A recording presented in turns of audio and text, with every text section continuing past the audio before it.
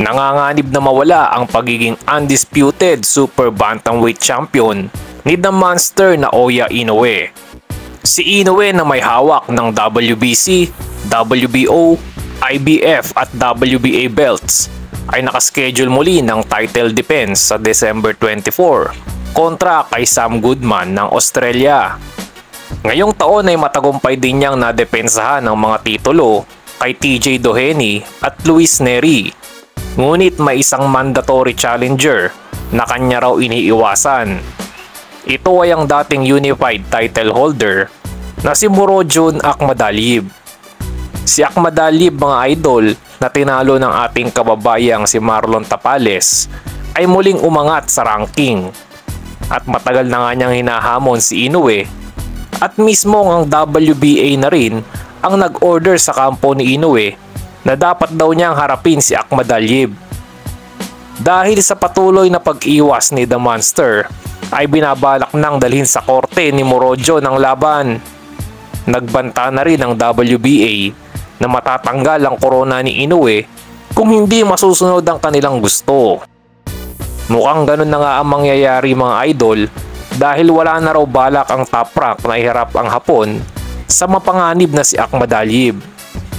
Isang super fight din kay Junto Nakatani na kababayan ni Inoue ang balak nilang isunod naman sa susunod na taon.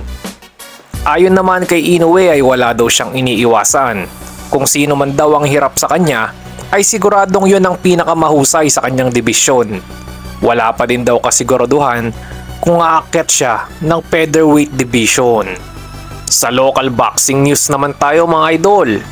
Hiniling ng kampo ni Reggie the Filipino Phenom Suganov sa WBO o World Boxing Organization na ikasa na ang laban nila ni WBO Light Flyweight World Champion Shochiki Iwata ng Japan.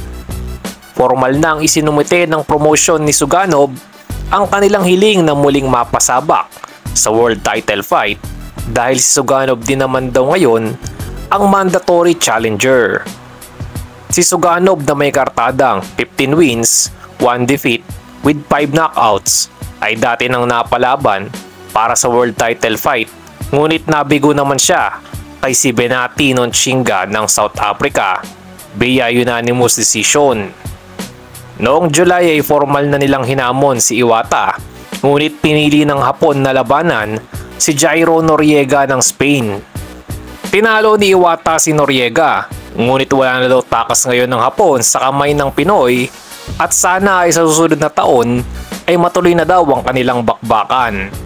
At update naman tayo sa papalapit na laban ni Mike Tyson at Jake Paul.